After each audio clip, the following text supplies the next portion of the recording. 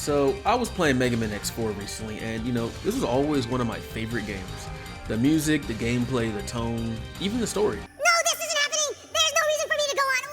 What am I fighting for? It's just a very memorable and iconic game. This recent playthrough of X4 reminded me just how much I love this game, and it also made me think about how I haven't really felt this way about a game in a long time. Games like Mega Man X4, Sonic Adventure 2, Resident Evil 3, God of War 1, and Super Metroid are just so good, and I can't help but replay them again and again and again. And every time I do, I enjoy the experience every single time. I think games like that have become few and far between, and it's been this way for a long time now. I would say ever since the 8th generation of consoles, which was like 2013? Now, of course, this is not to say that there haven't been any great games. That would be ridiculous. Games like Doom Eternal, Baldur's Gate 3, Signalis, Devil May Cry 5, some of my favorite games of all time, and they came out quite recently as well. But I think by and large, I find most of the notable and truly great games are from before the 8th generation of consoles. And for me personally, I think most of my favorite games come from the 4th, 6th, and 7th generation of consoles. But why is that? Well, that's a good question, and I think I can explain it in a way that mostly makes sense. So let's talk about why I prefer older games.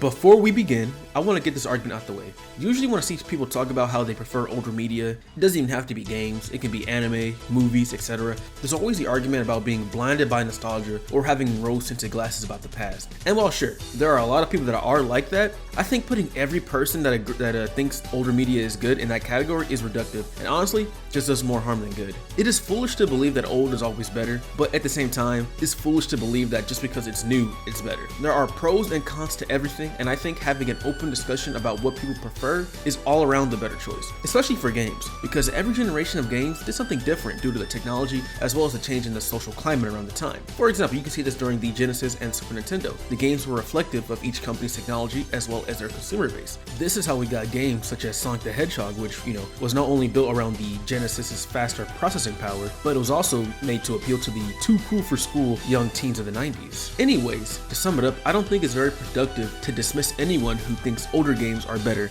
especially when they have a good argument to back up their claims. Well, with that out the way, let's get into the first issue, or the first reason why I prefer older games.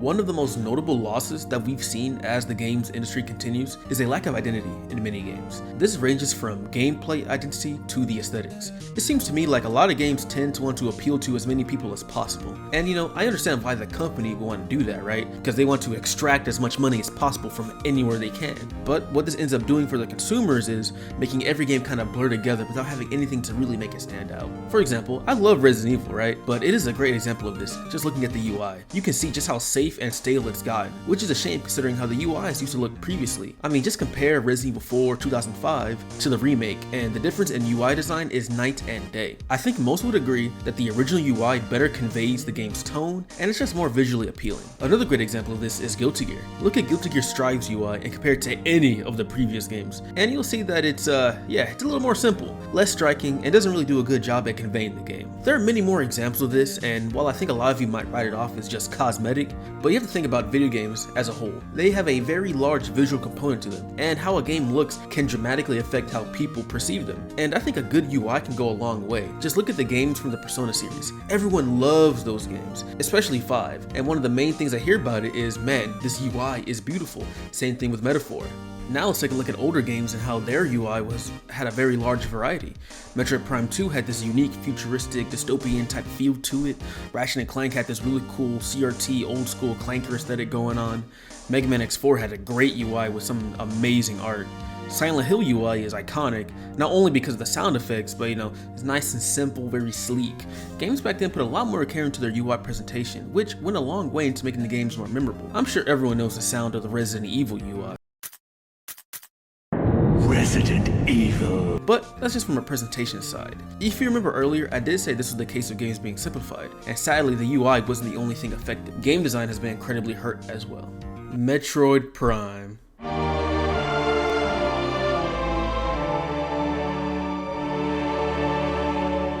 Everyone knows this game, and for good reason. It's one of the finest games ever created, and one of the aspects that makes this game so good is the level design. Metroid Prime is a damn near perfect interpretation of 2D Metroid in 3D, barring a few omissions like, sequence breaking and whatnot. However, as the series went on, the level design became more and more simple, and with the recently released Metroid Prime 4, the level design simplicity has reached its logical conclusion.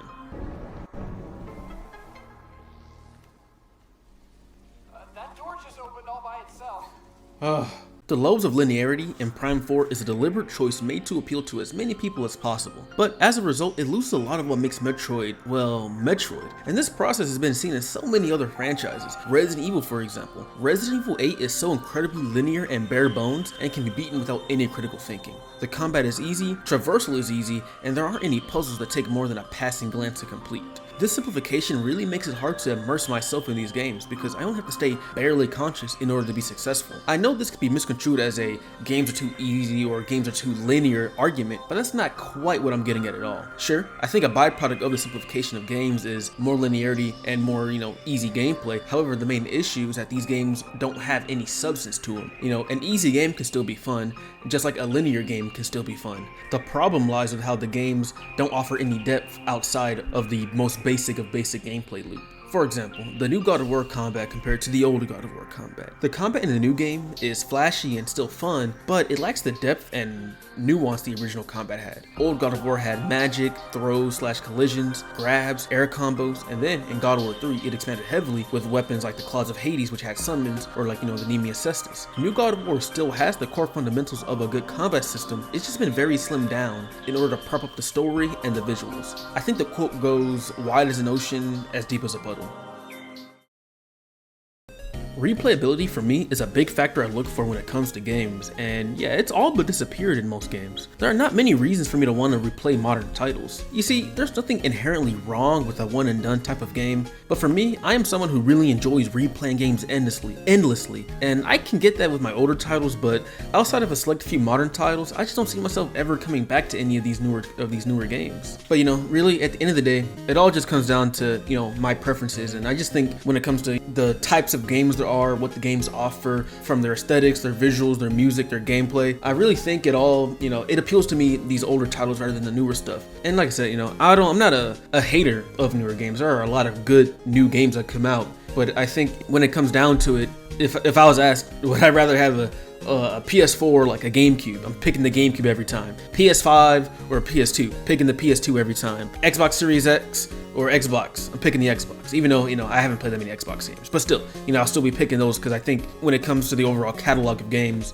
I prefer what we had back then rather than what we have now. And if you like newer games, all power to you. I've heard Elden Ring is really good. I'm sure Arc Raiders is really good as well. I didn't really talk about multiplayer games in this video because I wanted to gear more towards single players, but multiplayer games have also went through their own evolutions and whatnot. And for me, I think multiplayer games kind of peaked with like Battlefield 4. I say that though, but I have about 1,000 hours of Marvel Rivals. But that's neither here nor there. If you do like newer games, more power to you. And I don't think old games are perfect. Far from it. There are a lot of old games that I think are just horrific. I mean, a big one, and I know this might not sound like an old game, but Sonic 06 is came out in 2006, so technically it's an old game now. Sonic 06 is not very good. I'm not really a big fan of Mega Man X3, Mega Man X6, obviously. There's a whole lot of other games I can mention from back then that aren't good, but I just think it had the higher highs in spite of its pretty low lows. There's a lot more that could be said about this topic, especially when it comes to the nitty-gritty of like each system and whatnot.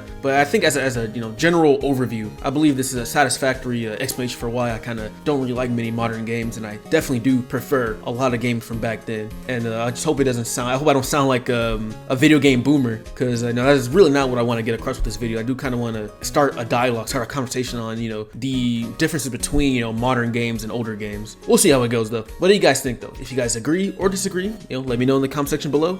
And I really hope you guys comment on this one, because I'm very curious to see what people think, because throughout my time as a gamer, I have interacted with many people from all walks of life.